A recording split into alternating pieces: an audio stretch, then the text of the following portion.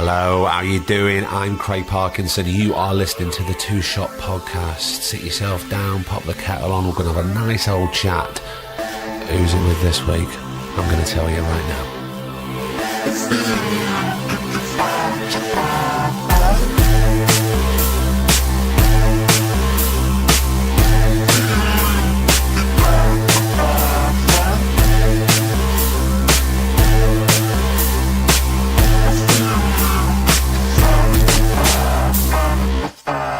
How the devil are you? I hope you've had a fantastic week. Me and producer Griff have come south. We've been welcomed into the home or museum, that'll become clearer throughout the episode, of Andy Nyman. It's I knew it'd be good. I knew it'd be a great chat. I know Andy a little bit. We've worked together on a play once. But yeah, I didn't think it'd be this good. Even I was gripped with what he was talking about. We touch on all sorts of stuff, which I'm not even going to tell you. Just listen. It's a great chat. And I'll see you at the end. This is Andy Nyman. I was telling Griff this morning, I was walking to London Bridge, and in the middle of the road was a squirrel gripped to the concrete, cars going over him, lasting right in the middle. It was like a cartoon. So I had to stop the traffic. I stopped this double-decker bus. I just stopped. And I was trying to shoo this little squirrel off the ground so he wasn't going to get killed. And he was frozen there, frozen with fear. And I had to literally volley him and sort of shove him with my feet and volley him up onto the pavement and left him by a lamppost. And this bus driver just gave me double thumbs up. Oh, how sweet. Which I said to Griff, I think that's maybe a good omen for today. We've got a full... You've got a big old day. I thought you were going to say that the squirrel terror beat you and now you've got rabies. No. I mean, I did think about picking up and then I thought against it. So, I mean, I know this is a podcast, but do you think we can describe where we are? You can describe it, yeah. We'll try to. How would you describe it? Because there's lots of elements. Basically, we're in Andy's house, and in his study/museum, there's everything from film posters to old joke shops, what did they call those barber shop things? That's a barber pole. A barber pole. Yeah, which is from the barber shop at the top of the road I've been having my hair cut at since for 20, God almighty, almost 30 years. Did it close down? Well, they've moved it actually, but they changed their pole and I was going past and it was like, do you want this? Just give it a... Yeah. That's a fine... Had my hair cut there and a shave there on my wedding day. Did you? Yeah. Alexander's Barber in Hammersmith. That's lovely. But I guess this room, it's sort of like the inside of my head, I think, really. Because it's, aside from family, it's the sort of things that I love most, which are films. Magic, horror, and quite a lot of sort of Jewish comedy stuff as well, actually, in that little section over there. And toys. Because even though there's a lot of stuff in this room, it does look quite ordered. It is. It's probably... We've got a lot of stuff, generally. We are sort of collector-y, obsessive-y. And this is probably, of all the rooms in the house, this is probably the most ordered. Which gives you some measure. I can lay my hands on most things that I know. I know where they are, and I know what sections there are as well. Yeah. Are you quite meticulous with that you like things the way they are? Or? A bit. Not super meticulous, but if I'm working in here, I mean, it's a great room to be inspired in because it's all the things that I love. But equally, it's a great room to get distracted in. I was going to say. Because I'll come up here and it's like, fucking hell, I'll be here. I don't want to go back down because I just love it. I do love it. Yeah. So it's a place to be distracted, but also to create as well. Yeah. I'll come up here to learn lines and I'll come up here to write or work with Jeremy or, work with Derren if I work with Derren on stuff. Sometimes we'll come here. So it's a bit of everything, really. And bits of my childhood. I do like to hold on to things that I loved as a kid. I've still got quite a lot of that. Oh, yeah? Yeah, I have. And I've got a lot of it on display because I think really not. Sort of exactly the same, really and truly, you know. Do you have good memories of growing up? Fantastic memories. Because we were talking about Blackpool before, and then Yeah. obviously I know you've been to Blackpool a lot. Yeah. I've never been to Leicester. What was it like growing up there? I loved it. I absolutely loved it, and I had you know, what a gift to be able to say I had a blissful, happy childhood. I mean, What did your parents do? Dad was a dentist. Was he? Yeah, NHS dentist, had a practice in Leicester. Mum, housewife, raised three of us, 3 kids. What siblings have you got? 2 sisters. Two sisters? I'm in the middle. Yeah, yeah. And, you know, but I think like a lot of the Midlands, it's a bit of a dump. And I say that with all the warmth I can, because I still like going home to Leicester. But a lot of the things that were wonderful about it have sort of been destroyed. The town centre is a shell of what it was, you know, and every now and then they put up a new fancy pants shopping centre, which means it'll kill the shopping mall they built 20 years ago that killed the high street. Yeah.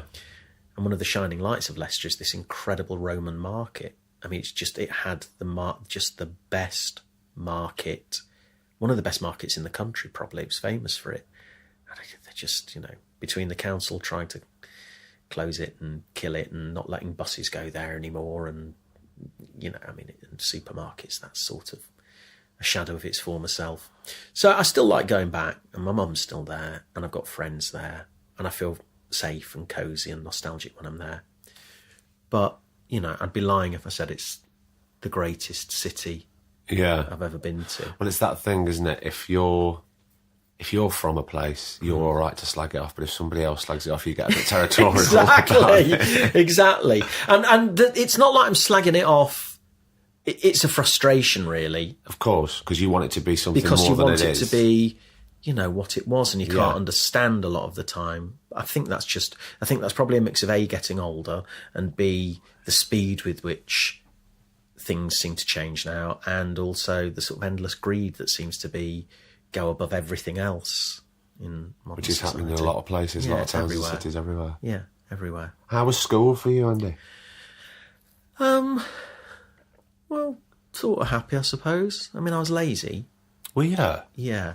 Yeah. God, because of all the things, the little I know of you, I would never attribute that word to you at all. Well, because the things you know of me, they're like the 2 or 3 things that I love. So those things, drama, you know, which was all the sort of was then, drama and, you know, video nasties, which was, by the time I was 15, it was that video nasty boom. So the horror film thing was, that obsession had started. Did that start very young for you? Well, the horror thing really started, I was very, very scared of stuff when I was a kid. Couldn't watch scary stuff.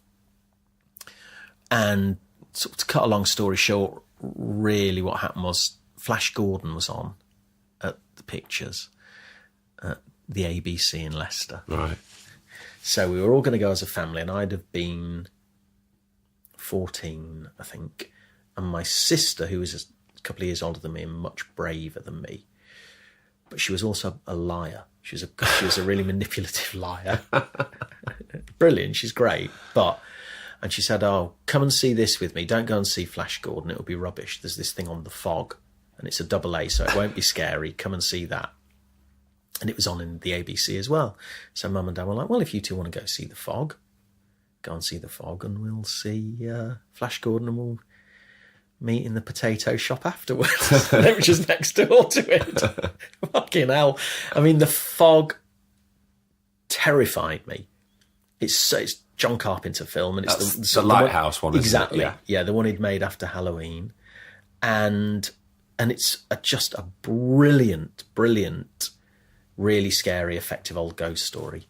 And that just did for me in a fantastic way. I then was like, oh my God, who is this guy, John Carpenter? What else has he made? So I watched Halloween, which terrified me. Yeah. But then I think I watched Halloween. It would have just been on telly, and I'd taped it, and I must have watched it 20 times, honestly, just on an obsessive loop. And that was around the time then that the video nasty boom kicked off. and we didn't have a VHS. I remember the first time my dad came back from the video shop with you'd rent a machine and 2 videos for a tenner overnight, and a tenner was a lot. Yeah. I mean, it felt like wow. And it was one of those machines you'd have to pull the big clunky button down.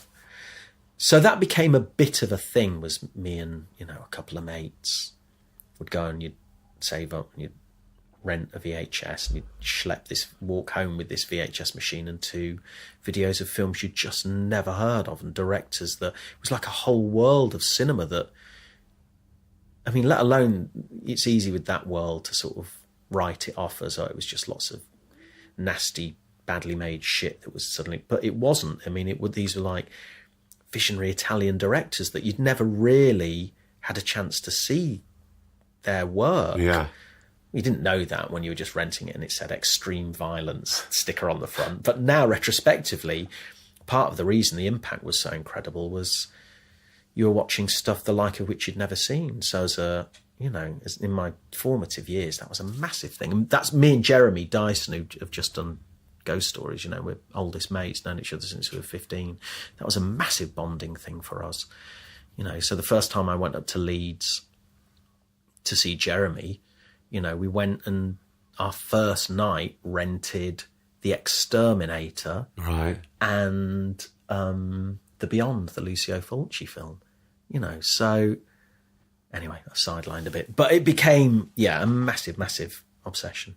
So younger listeners just hearing that story will go, "What's a VHS?" They won't even know what that is. Well, it's an amazing thing because what you're denied now, and look, I mean, again, this is sort of getting older, and then you sort of. Well, what's wrong with it? It's not that it's wrong with it, but what you're denied is the hunt now for stuff. And, the closest you get is if you're looking for something on eBay that you can't find and you're something nostalgic and you're tracking it down or. But the fact that when you're working now, if you're like, what's that bit in that film? And if you can't see it on iTunes, Netflix, Amazon, YouTube, you can just literally find what's that, that bit in Mama where she attacks hold on a sec, there it is, it's on YouTube, done. I mean, that's an extraordinary, brilliant, terrible gift. Yeah, accessibility. Yeah, everything. But I mean, you can't get your head around the fact that the reason you couldn't wait for the Radio Times, TV Times at Christmas to come out and see what films are coming on is because, oh my God, Raiders of the Lost Ark's going to be on telly. And you couldn't record it, that was it. And if something's at the pictures and you've missed it, you've missed it. You don't know when you'll see it again. Did you used to go through the Radio? I used to love getting the Radio. It's the only time we ever got the Radio Times was at Christmas because it was that big, almost yellow pages double style. issue. Yeah. And I used to go through and we used to highlight, well, what do you want to watch? Right, give us another colour. Yes. I want to watch that. What are you watching? You want to watch that? Well, we've got a clash here of times where we've only got one telly here. I don't know what we're going to do. We'll have to flip through it. But it was a good thing to do. Don't do that anymore. Yeah, absolutely. Always circling that. Yeah. And when you were... did you have drama at primary school? I suppose... Not really. Not really. Just so you would have done sort of your Christmas plays, activities and things I did like that. school plays, which were always a bit... I mean, you didn't really do drama. We didn't do drama at school. Did you do it at high school? Do you mean, I'm not being facetious, when you say high school, do you mean secondary school? I do. Yeah. Yes. But again, it wasn't like a drama class or a drama club. I think once a year they'd do a play. So there was nothing on the syllabus? No, nothing. Did you know that was something you wanted to do at that time? Not really. I knew I wanted to do something with English. Right. Because I felt like I had an aptitude for that, / I didn't have to learn anything. Because I know English, I speak it. So, English lit, because you used to have to do English language and English lit. And I was always a bit like, I've got to read all those books, haven't I? It's a bit lazy. I don't really want to do that. So the school play would come along and I'd think, that'd be a good, fun thing to do. So I did a couple of them. But then it was actually my mum who I'd been put on report at school by my parents, I should say. By your parents? Yeah, one day I was sitting in class and my mate Nino knocked me and said, isn't that your dad's car? And I was like, no, why would my dad's car be in and then looked down and thought, fuck, that is my dad's car. And they'd basically gone in and said, he's just not, what is he doing? It wasn't a posh school, it's just a, comp. What's he doing? He's just not working at all. He's not doing anything. So they requested you get put on Yeah. report? Yeah. I've never heard that before. That's brilliant. Yeah. So, I used to have to go in with my homework, have the teacher sign that I'd done my homework. At the end of each day, go to Mr. Blount, I think his name was, the deputy head, or Mr. Orton, the head. God, I can't believe I'm remembering these names. And they would sign that I'd done it. And at the end of the week, you'd get your thing checked. There you go. I mean, I still fucked up and failed everything. But yeah. So I think around the same time, my mum had read of this little drama class in Leicester. It must have been around the same time, I think. If she listens to this, she'll probably go mad and correct me. It wasn't that, it was that. So she sent me along to this thing. She said, maybe, because you like doing the school plays, this might, maybe it'll, and it was, a life changer. It was a life changer. And it was a fellow called John Gillane who died last year. Right. And it was like a sort of stage school sort of thing, but I didn't do any of that. I just did one-on-one with him, and I didn't even do any of the plays and stuff. There were a couple of sort of Leicestershire competitions and things, like the Shakespeare competition, the modern competition, the poetry reading competition. Yeah. And I always did, and I was never that bothered with the classical things. I always sort of wanted to do the modern stuff. So I did that. And then I auditioned for sixth form at Melton Mowbray. They had a brilliant drama A-level. It was the only place in the county that did it. I mean, again, it's amazing to me now. It's fantastic that schools have been doing, do drama. A lot of them just sort of on the syllabus, really. I mean, there was nothing, absolutely nothing. So I got into this thing, auditioned and got into the drama A-level, which felt like a very odd thing to be doing when you told people. They were like, is that an A-level? Yeah. How are you doing that? Where is that? And the fact that I used to have to schlep to Melton Mowbray every day. And how far was that from your It's house? about a 40-minute bus ride every morning, and then 40 minutes home every night, And I did that and absolutely loved it. Absolutely loved it. And Did you feel that you were there with a lot of like-minded people? Yeah. Really did. And that was an amazing thing, actually. Because it's not like I'd ever felt like I was an outsider, but equally, it's not like I felt like...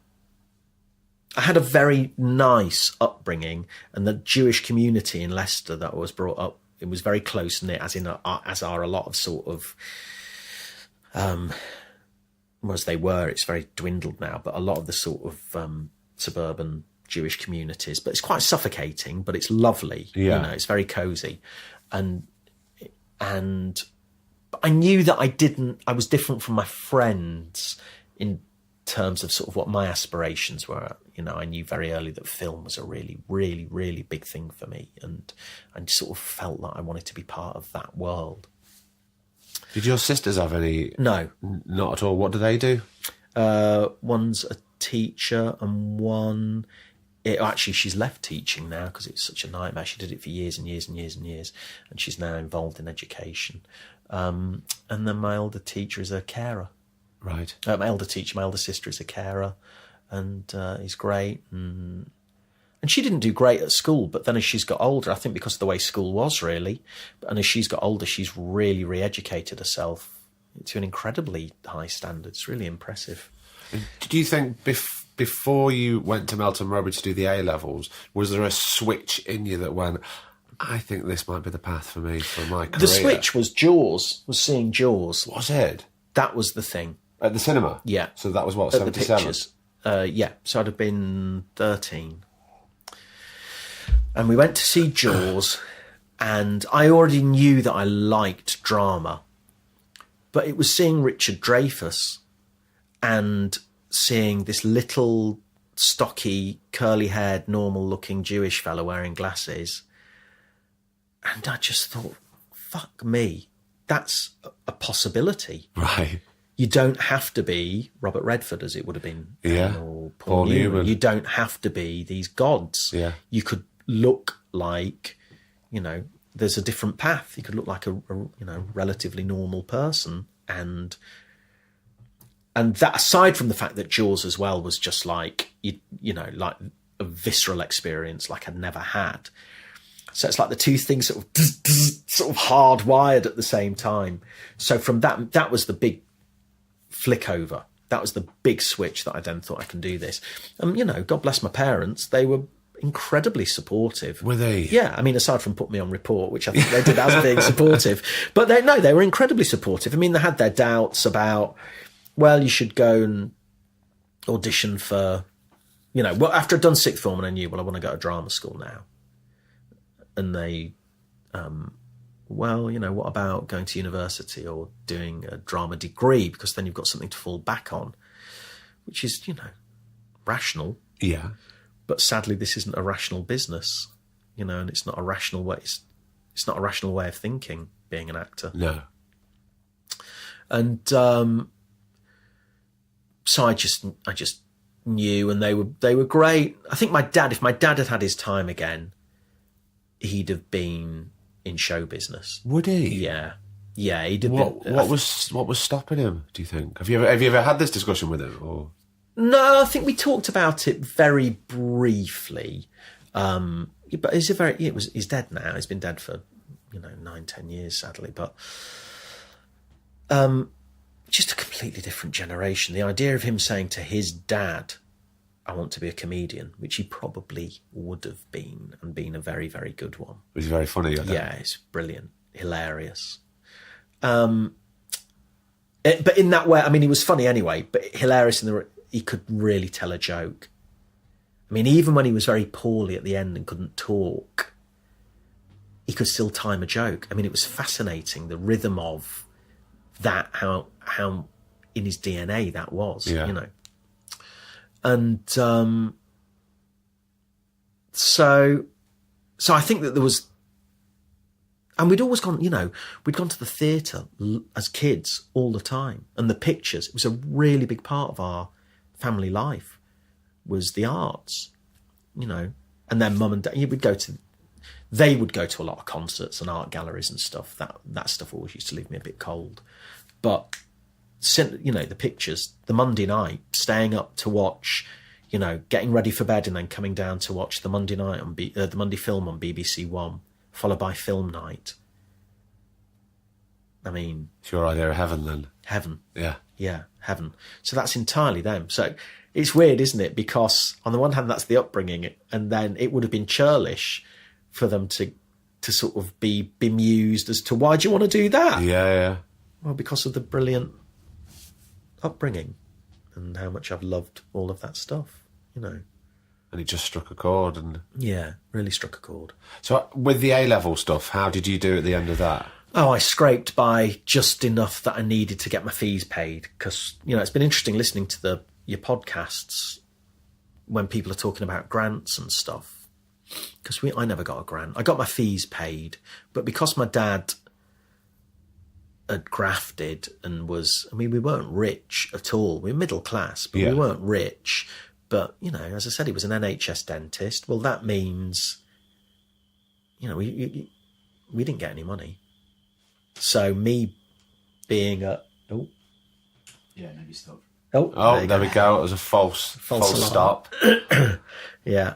It basically meant that my dad had to pay for my living while I was in London. But you did get all your fees paid. Got my fees paid, yeah. But it's a weird one, isn't it? Because we'd have been better off paying the fees, because it's not like fees are now, and it's fucking $9,000 a year or whatever it is that they're charging you. Do you remember what it was? I can't remember what it was, but it would have been peanuts in comparison to that. That would have been manageable. Living in London, even then, and certainly the irrational rate I was going to the pictures when I was in theatre, when I was at Guildhall. But I bet going to the theatre was much cheaper. Much cheaper. Than what it is now. Yeah. It is extortionate now, I think, especially in London. It's disgraceful. It's our biggest as a family, it's our biggest expense. Is it? Yeah, going to the theatre. But you know what's really interesting is Jeremy Dyson and I wrote this play, Ghost Stories, and it was on in the West End it did 26 months. Wasn't it on at the Lyric first? It was on at the Lyric first, Right. Liverpool Playhouse and the Lyric. Right. And then it went into the Duke of York's, and it was at the Duke of York's for 13 months. Then it came off, did a bit of stuff around the world, then came back, and it was at the Arts for 13 months. But my God, what a learning curve being on the other side of it and seeing part of the reason things are so expensive, you know. Could you divulge some of that? Because I don't know, I've never been on that side. Well, it's so I like wouldn't know. putting a play on. I mean, it's not like it's coming out of our pockets. It's the producers and what they have to work out. So it's like being on board a pirate ship. You know, in terms of the charges from the theatres, in terms of the rent, in terms of the this, in terms of the that, the hidden costs there, the hidden costs here. You've got to pay that, don't forget, and this. Well, no wonder it's fucking £85, £90 to go to the theatre. Because the producers are trying to make money. Yeah. And it's not their fault. It's not the producers who are at fault. It's not like they're, let's charge £200 a ticket. The costs are so prohibitive that to even break even, the risk is so massive. And so there's loads of, I'm sort of being a bit vague. But Not about the money we took or didn't take. I'm being a bit vague because at some point I suspect someone needs to really expose what the racket that's behind it all. And it's mental. Do you think prices like that are justified then? I don't know that there's a way around it. When we did Ghost Stories, we wanted it to be the cheapest play in the West End. We wanted people to be able to come and see it, normal people who didn't normally go to the theatre, people who felt like theatre's not for them. And we were very, very successful in that. Our most expensive ticket was 45 quid, or 52 at the weekend it would go up to. Right. But you could see the play for, I think, 15 quid in the Gods, and most nights it was about 35 quid. This is only 7 years ago. And it's not the biggest theatre in the world, so you're not, No, even if you're in the Gods, you're still going to get a good view. Yeah, 750 seats or something the Duke of York's was. This was different at the Arts. And that was a fantastic thing, and it was incredibly exciting. I was in it as well, to come out every night and A, see it packed, and B, see it packed with people that you would not see in the theatre, you know. And that was an amazing, amazing thing. Oh, is that us? It is. Hang on a sec. Let me just turn that off. It's all right, don't worry. These things happen. Hello? Oh, can I call you back? I'm just in the middle of something. Very good, man. That's all right, sir. I'm going to turn the phone up here. No, I'll call you back. I'll be about an hour. All right, bye. Rather deliciously, that was my agent, darling. I'm doing Two-Shot Podcast, my love. If we're going to get interrupted by anybody, we get That's who it interrupted should- by Andy yeah. Nyman's theatrical agent, which is a brilliant way. Oh, brilliant. Anyway. So we just put. So yes, so what I was just going to say about the Ghost Stories thing was brilliant coming out, cheapest show in town, blah, blah, blah. You don't make money. So we are, in taking the decision to make the play like that, you are, you know, Jeremy and I and the producers basically decided, well, we won't make money. Didn't lose money, but it's not like when you've had a plan in the West End for 13 months, you'd think, fuck, here we go, lovely. And everyone else, of course, thinks that. Think, how could you not have made £5 million each? I mean, it's like being in a play. Same thing. You're like, oh, well. You don't make money. No, not really. I'm sure you can, but I'm just only talking about basing Your it on our one experience. Yeah. And our sort of softly socialist value of thinking that theatre isn't just about posh theatre people, clever theatre people going, and that's not the play that we wrote. We wanted to write something for everybody. So that was a big learning curve. That is fantastic, though, what you said about being in the play and you look out and you don't see what you normally Oh. see. All these different people, honest to from God. all walks of life, that are all coming to see Yeah. your play. I think that's fantastic. It was amazing. It was amazing, that. And then times when such a weird thing, because on the one hand, you're like, God, how fantastic. But this is full of people who don't go to the theatre, how brilliant. And then there are other times you're like, for fuck's sake, don't you go to the theatre? Shut up. Don't you know how to behave? You can't sit on the front row and eat fish and chips, which you would get. You know, it's a great dual thing. But now, of course, the other side of it is, if we hadn't have priced it that way and we hadn't have done it that way, we might not have run for 13 months. Yeah. So you just don't know. You just don't know. You can only do what you feel in your heart is the right thing to do. And your gut, it's the same. Yeah. You have to go with your gut feeling, and Yeah. 9 times out of 10, you're never wrong. And that's the path you chose. I think it's a brilliant thing. Because, theatres in general, well, not in general, specifically in London, Hampstead Theatre is a very different kind of audience. Yeah. Royal Court, it's a very specific audience. The National, I find, is a very specific audience. So I think that's a great thing what you did. Yeah. So obviously we're jumping around the timeline Yeah, that's here. all right. Yeah. Where did you audition for drama school after A-level? Did you audition at Audition from all. Did you? Audition for every one of them. And was it... I had a spread bet. Was it George that was helping you with your audition pieces? Not George, it was Ghislaine, John Ghislaine. Oh, that's John, sorry. So he absolutely helped me with my audition pieces. He died last year, and bless his wife sent me, she found a photo of him working with me on my audition pieces and sent it to me. Really? Yeah, it really made me cry when I got it, actually. I hadn't seen that photo, and it was like, I look such a baby, And my daughter, both my kids are actors, and my daughter was at Lambda. And it was only, she sort of did exactly the same path I did, really, which was auditioned at 17, got in, started at 18. And it was the first time, really, that I looked at that and reflected on my own journey and was sort of moved by the bravery of it, really. I don't mean the bravery of my own journey necessarily, but we take for granted just how it's no wonder people go mad and turn to booze and drugs and stuff in this business. I'm sure there's every business has got its ups and downs, but we are constantly from 17. If the path you choose is drama school, from 17 you are putting yourself out there in front of strangers that you don't know who they are. And you're basically going out there, opening yourself up and going, do you think I'm good enough? Do you approve of me? And 9 times out of 10, there's a door slamming in your face going, absolutely. no, with no reason. Yeah. Or we think you're really, really good, but not at the moment. Yeah. And then you have to cope with that.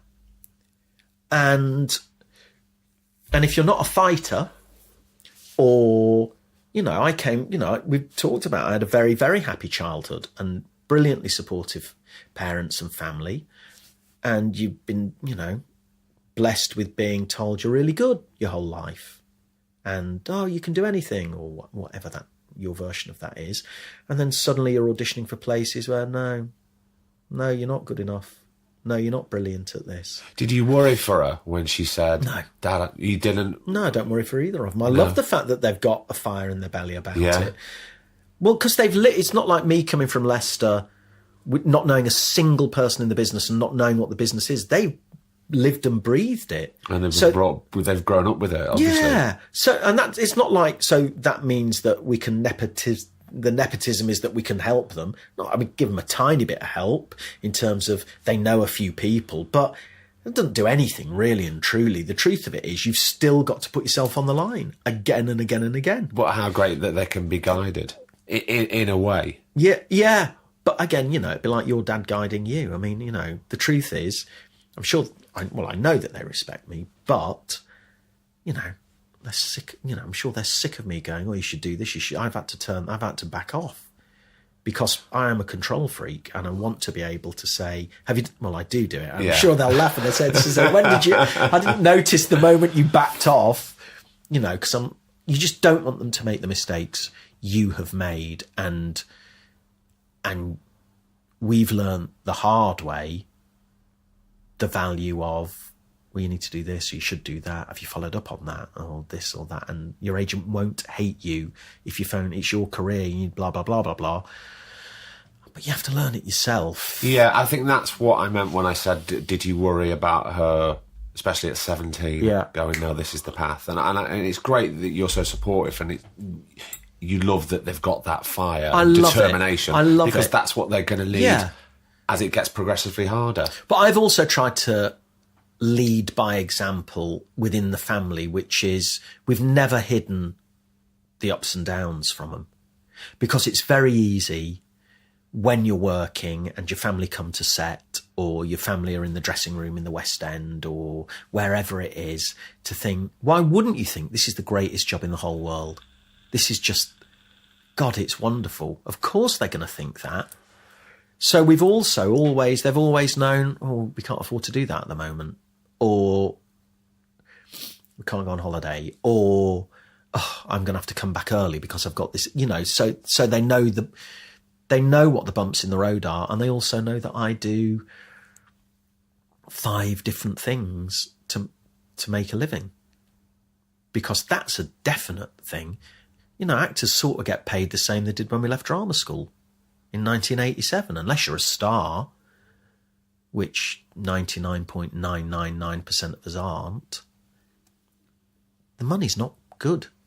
I actually think the money's gone, well, it's all relative, isn't it? Yeah, so of course. 1987, you'd come out and you'd get a telly and it'd be like, blimey, 1,500 quid, fucking hell. And if it's repeated, I get £800. Whereas now it's like, I've got a telly, it's 1,600 quid, but hang on, my actual acting fee's £200 and everything else is buyout forever, or whatever it happens to be. It's worse than it ever was.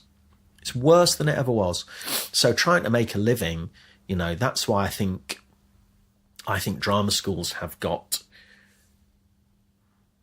a responsibility. And even if you don't go to drama school, you have to embrace and understand, just start writing, just start making little films on your phone. You don't have to show anybody anything ever. Start designing baseball caps, start doing whatever the fuck you want. Creative. Just create, because you don't know what your path's going to be. And if you're 18 and starting to do that, by the time you're 25, you'll be much better at it than you are now, and you're not having to start that when you're 30, and your responsibilities are more and the fear is greater. I just think that it's hard. I have a funny relationship with magic, because I've been involved with it for years and created lots of magic and stuff, and I love it very much. But I also have an uneasy relationship with it. But one of the things that I adore about it is it really made me understand you can just create. You can just go and have a go at creating stuff, anything. And there's a creative process that is exactly the same, whether you're writing a song, whether you're inventing a magic trick, whether you're writing a script, whether you're dipping your toe into how you're going to do this audition, it's all the same thing. It's all starting with nothing, taking a deep breath, having a go, discovering what doesn't work for you, what does work for you. It's all the same journey. Yeah, I was listening to a writer the other day, and he was saying, look, just write the script and get to the end. It doesn't matter if it's a complete piece of shit. You've got to the end and you've got the script. You don't just show it to anybody, but you've got a script there. Yeah. And the next time you do it, it'll be better, and it'll get better and better and better. I thought it was a really inspirational bit of advice. It is true. Yeah. And there are, Jeremy and I write there's a software called it.GET. That's it.GET.com, I think it is. Which you've told me about, actually, the other year. I remember you telling me. Amazing. Because it's basically like Final Draft, which is the industry standard, which is really expensive. It's exactly the same thing. It's much, much, much cheaper. Jeremy lives up north and I live down here. So we collaborate, and it was, you either do it over the phone, which is a pain in the arse, or you get on the train and go up there, which is difficult time-wise because we're both busy, and it's 130 quid each time you do that. Of course. Or this software that you can steal 10 minutes, say, do you want to have and up pops the camera and you're writing on the same screen at the same time. But you can also do that yourself. You don't need to be collaborating. And can I just say now, the Two Shot Podcast is not sponsored by Script Duet. Write a Duet, yes, Write a it's Duet. not. It's just something that Yeah, Andy finds very useful when he's writing, because past guest Will Ash does writing with his friend, and sometimes his friend has to be in Canada for 6 months of the year. So they do a very similar thing like that, and they find what works for them. It's brilliant. But I think the point of any of those things, whether it's Final Draft or whichever writing package you write on, going back to what you said about writing a script, there's an amazing thing, which is these things format it for you. And they're really easy to learn. I'm bad at all that stuff, and it's very quick and easy to learn. And psychologically, it's an incredible thing. Even if you've written 10 lines, you suddenly look at this thing and think, oh my God, that's a script. That looks like a scene that I would get. Yeah. And you start to think, I could write a scene. And there's a buzz. And there's a real buzz about it. And then you print it off and look at it, and it's proper. Yeah. And it's just the strangest psychological trick that makes you feel, I can do that. I can really do that. Yeah. So, look, I do want to go back to drama school, but you already opened up something that I wanted to get onto whenever, because this is a very free chat. Yeah. But where did magic come into your life? Because obviously we've talked about horror, but we didn't discuss magic. Did that come when you were a child as well? Yeah, it did. My uncle Harold had come to stay with us, and he always used to do, if we'd go and see them, they're from Manchester, if we'd go and see him in Manchester, he would always do, there was one trick that he would do that was just, oh God, I used to love it.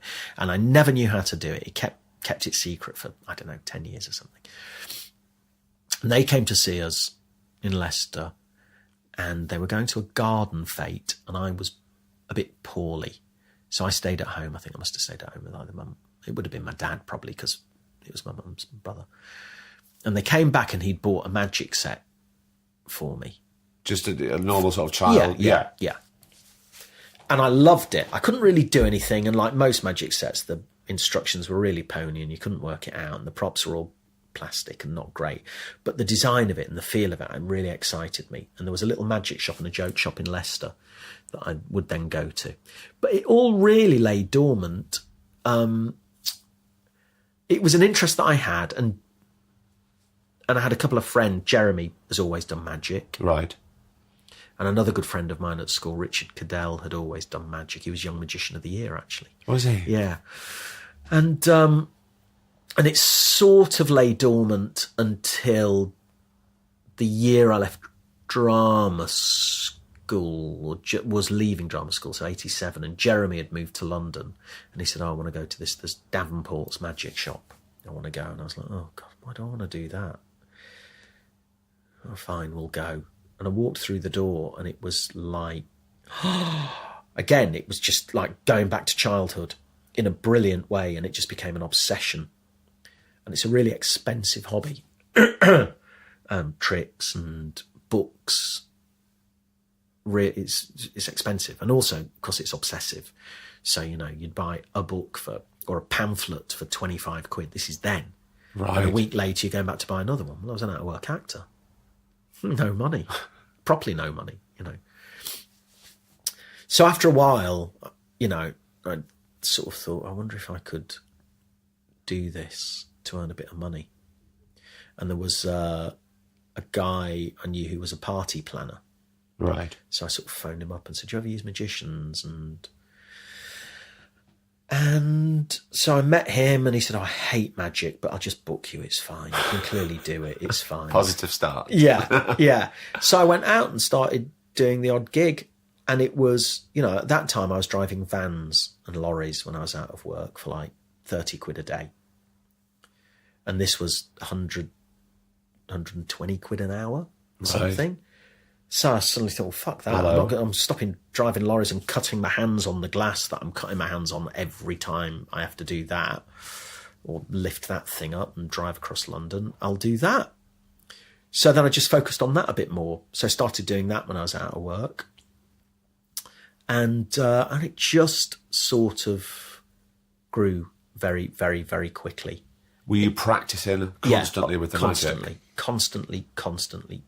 Because I've seen I've seen a few of your tricks actually, but what I find very baffling is your card skills. You have very clean Yeah. skill, and that for me, even if I practiced all day, I don't think I'd be able to do anything like that. Yeah. I just loved it. Did you find that came naturally? Not really, no. But I always loved, I think because I'm squat and I've got little squat hands. When I was a kid, I always loved mime and I loved the idea of illusion, and I loved the idea of being dexterous to try and get around the fact that I found bloody little sausage fingers, you know.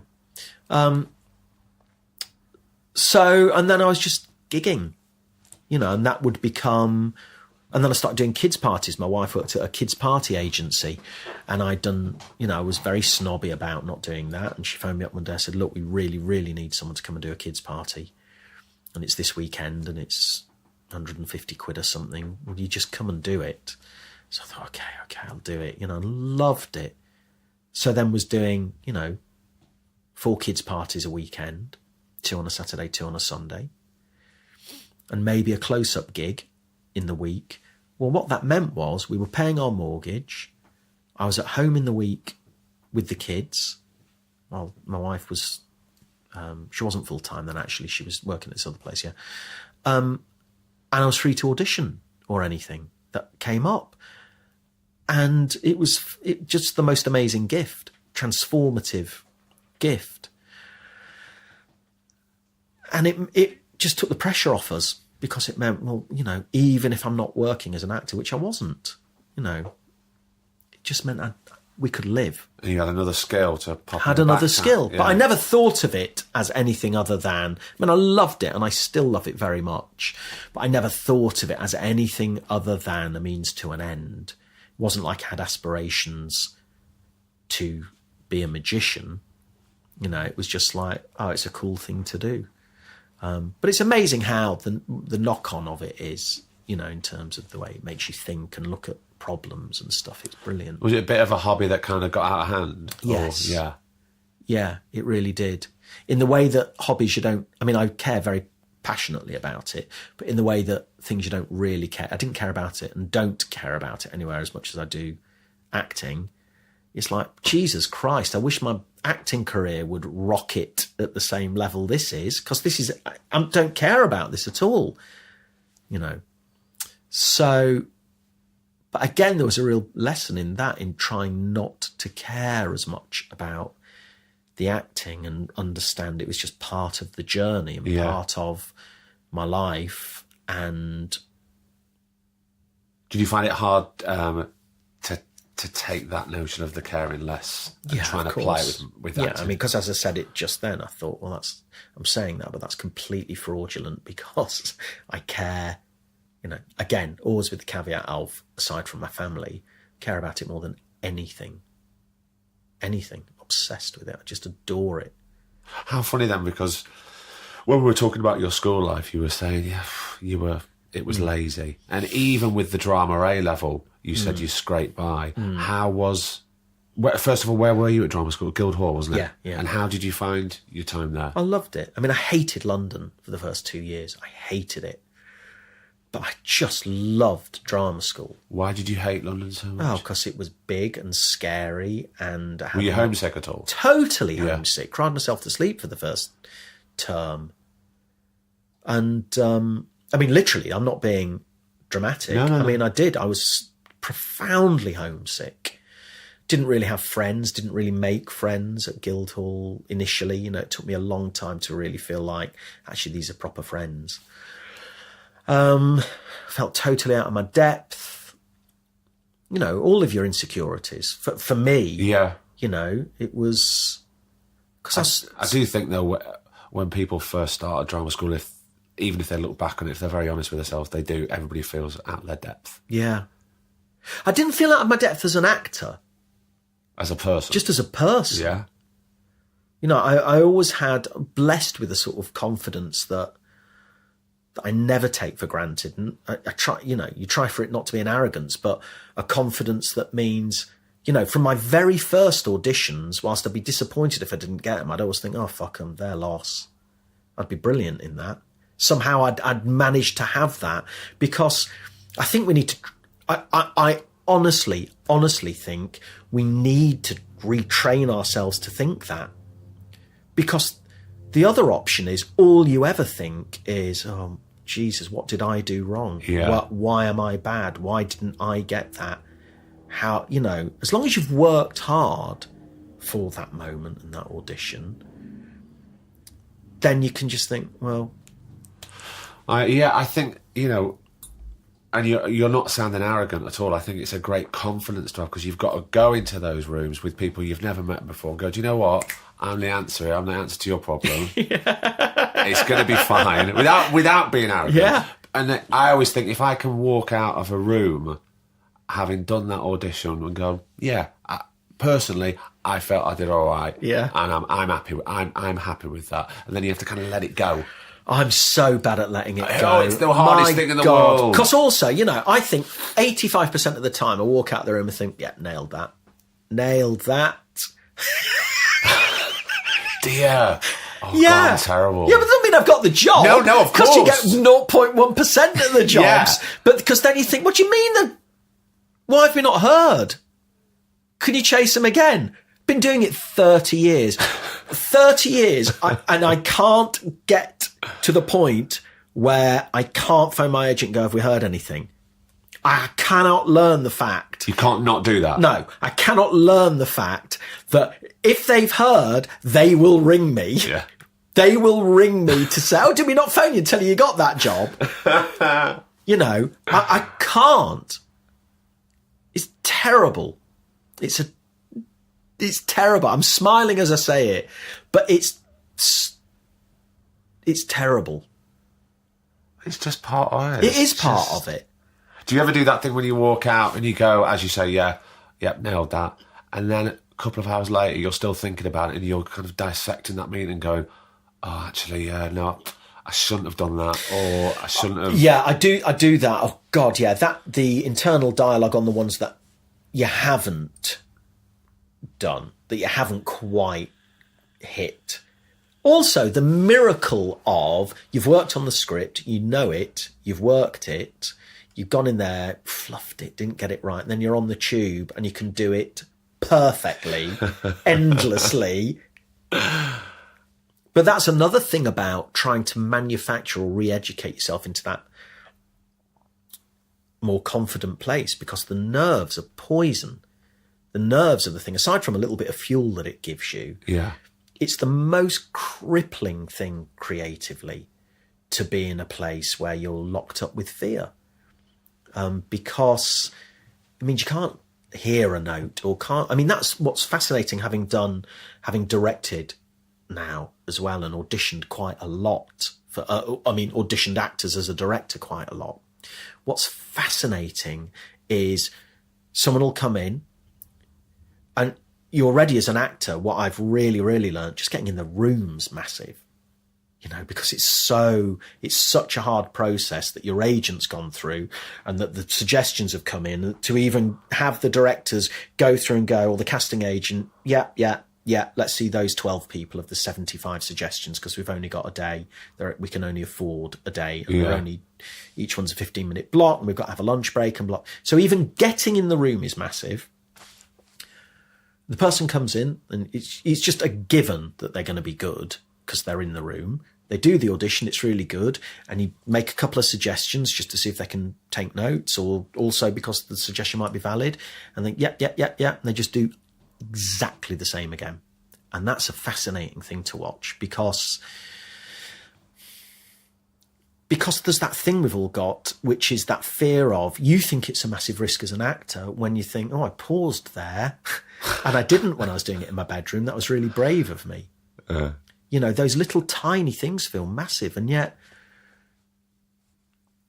you know, I did an audition last week for a thing that I was tearing myself inside out about. Should I stand up in this scene? Because it's a sort of interview scene and it's sort of sitting down. But what if I want to stand up and they're film? You know, ridiculous.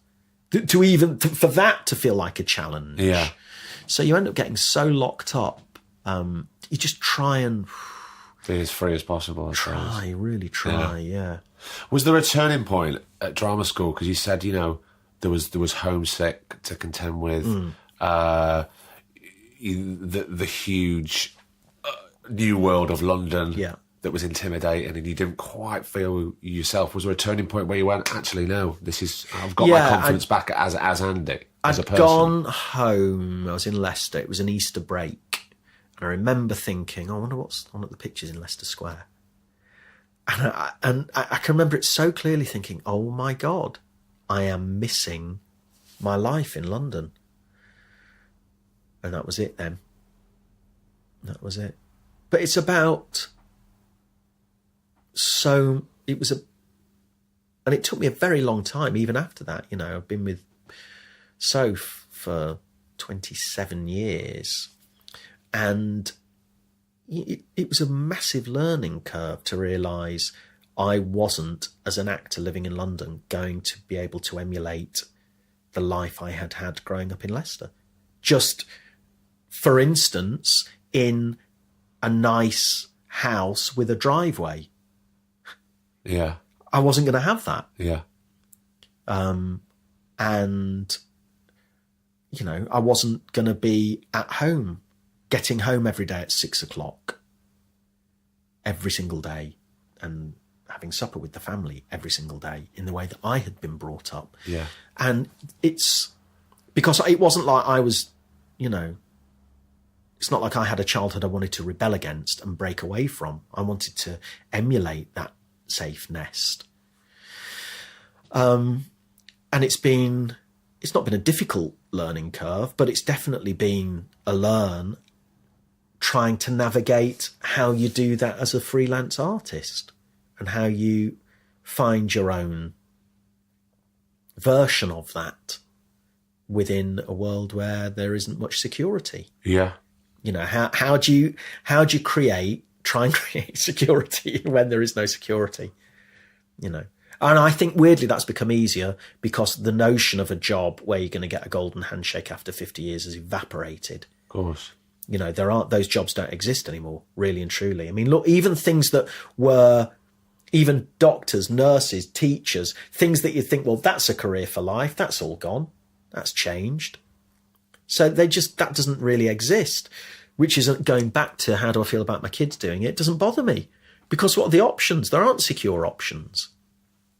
No, of course not. And also at the end of the day, it's about their happiness as well. As our happiness too. Yeah.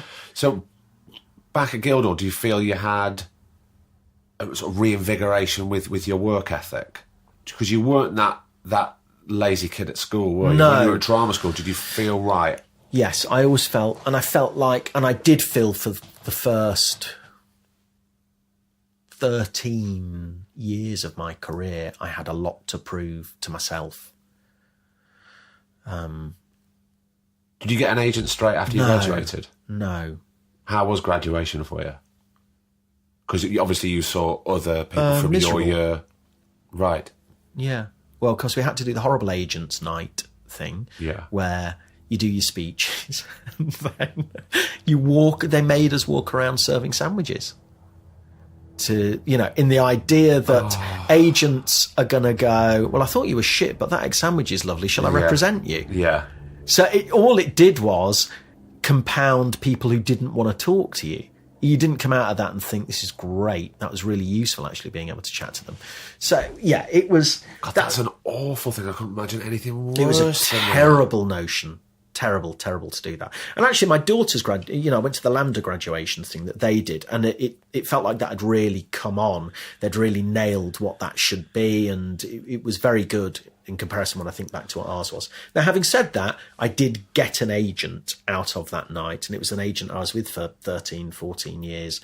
It just took a while for that to happen afterwards. It's not like the next day when there were people getting letters. I didn't. It took me a while. Yeah. But then I always knew there was a director who worked on us with us in the second year, a guy called Danny Hiller. He was a really good director. And he said to me, God, did I ever hold on to this? But he said to me, so this was the second year of Guildhall, so I'd have been 19. He said, if you can get to 40 and this business hasn't fucked you, you'll be fine. I remember thinking then, 40? 40, mate? I'm 19. What are you talking about? But as the years crept on and 40 comes hurtling at you much quicker than you can ever imagine, I held on to that so much. And he was sort of right, actually. You know, I was about to say came into my own, but I don't feel that. It's not like I suddenly feel, oh, everything's easy now. Certainly easier than it was. And part of that is you've built up a body of work and, you know, got working relationships and stuff. But also, you as an artist have got many strings to the bows. Yeah. You know, you've got the magic, you've got the directing. Yeah. And I also want to talk about your singing.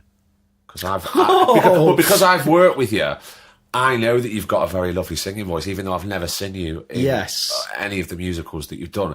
Is that something that's was always inside you anyway, the singing? Yeah. Was it a very natural thing? Because Yes. I hear, because I always wanted to sing when I was younger. They're terrible, couldn't do it at all, couldn't do it really at drama school. But for some people, I just got, well, that's in you. That's natural. That's a natural thing. Yeah. Yeah, I love it. I love singing. And then and I've always loved musicals. I mean, as a family, we just love them as well. But I always loved them as I've got older, actually.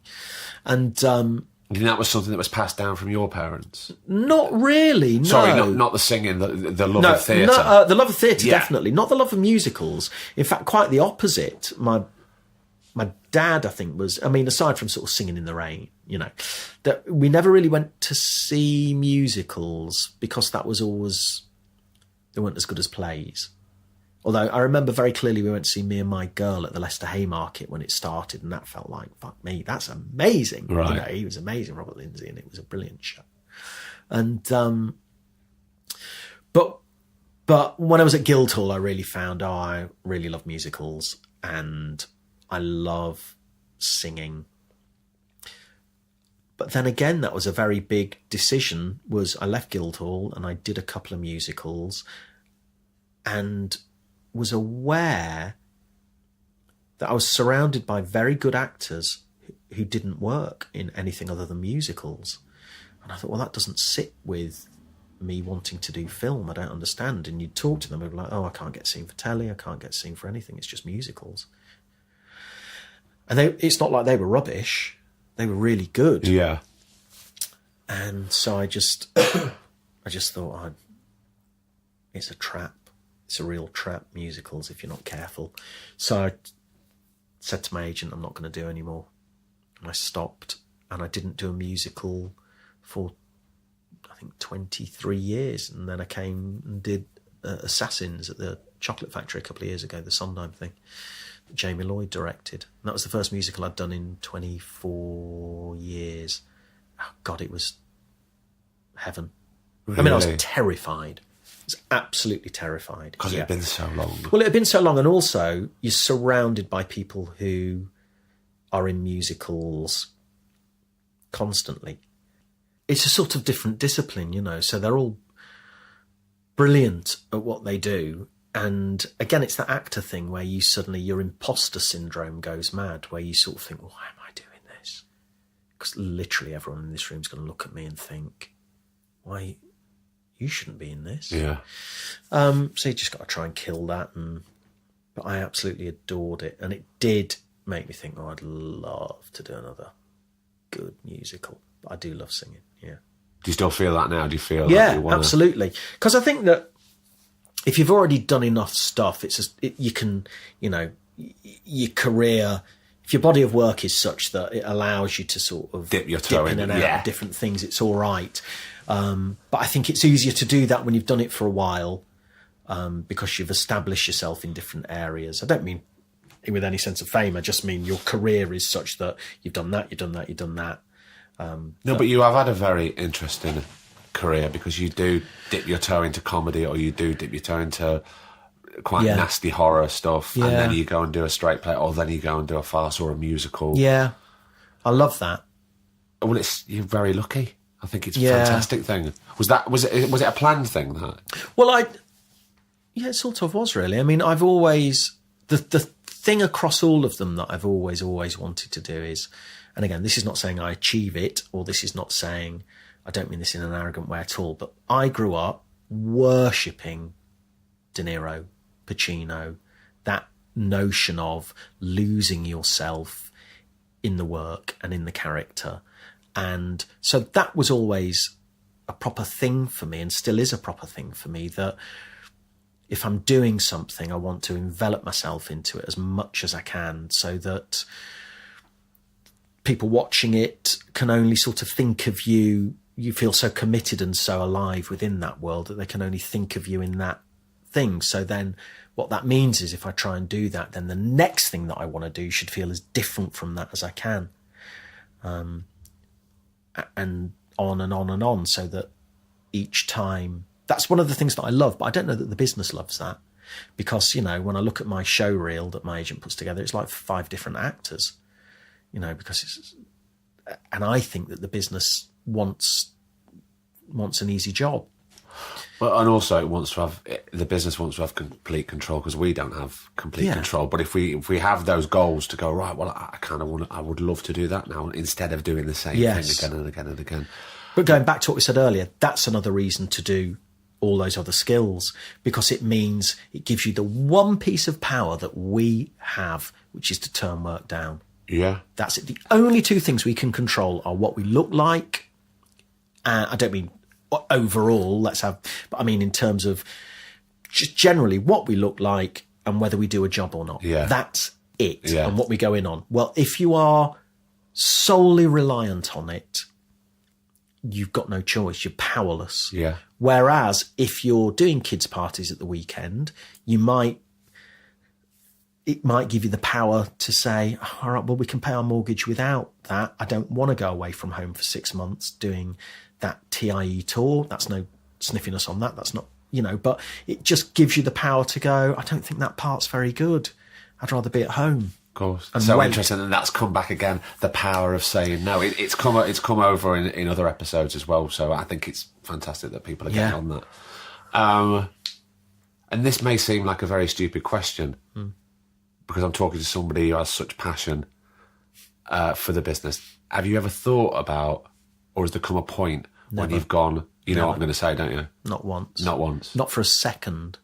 To just stop it all. Not for 1 second. No. I adore it. And it's not because I've had an easy path. I haven't. And it still isn't. It's always 1 step forward, 2 steps back. Yeah. Always. But no, I love it as much as I did when I was 12. And you're still learning as you go on all the time. Oh my God, every single job. Yeah. Every job you work with people that you think, oh my God. Where you go, so I just went to see Macy, my daughter, in a play at Chichester. And it was brilliant, this thing called The Stepmother. And they were all, Richard Eyre directed it, was fantastic. And the guy who was in the lead, I think his name was Will Keane.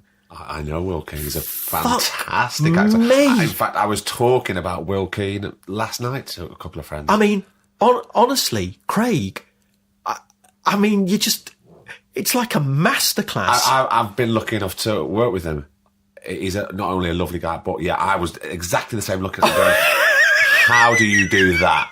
This guy is incredible. And the level of commitment and work and the whole play, I'm so hope it comes to London or something, so it has another life for people to see it, because it was phenomenal.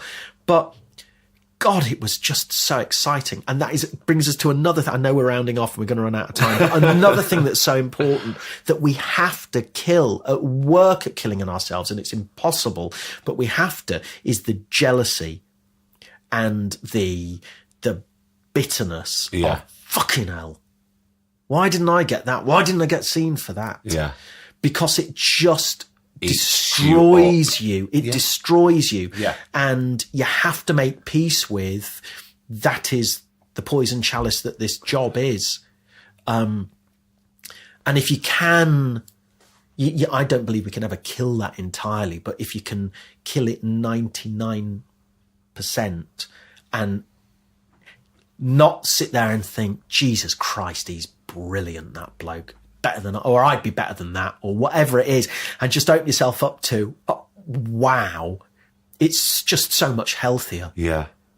And you do learn more. So much more. So much more. Yeah. Yeah. Andy, is so many more things that I would love to sit and talk to you about. We haven't even touched on how you started working with Derren Brown. I'd love to come back. Maybe we can revisit it at some point. But for now, I'm really thrilled. You've welcomed us into the Nyman Museum, and it's been a lovely time sitting down and spending some time with you. Thanks so much for coming on. I really appreciate it. I've loved it. Cheers, Thank you.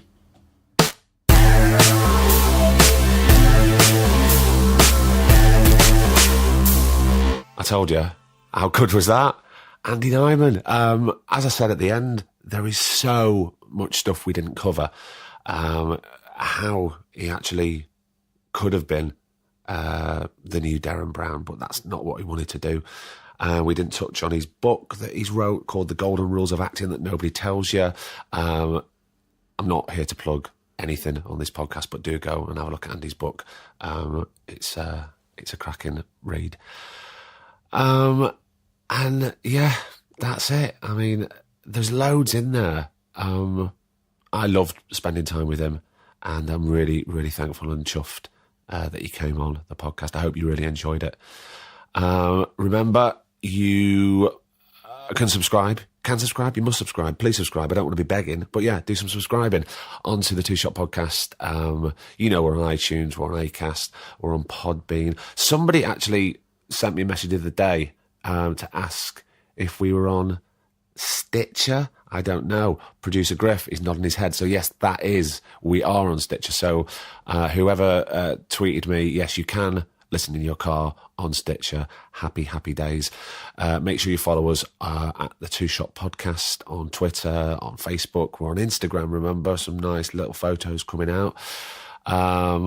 If you want to send us a message, you can. We are emailing. Our email address is twoshoppod@gmail.com. Producer Griff's so happy that I remember all these things. You can also get in touch with me personally at cparks1976 on Twitter. And yeah, that's it. Remember, we've started a Patreon site. That's right. Now you can become part of the Two Shot Pod family by just throwing a few shekels each month. We'd be very happy. It'll keep Producer Griff in cables, train fares.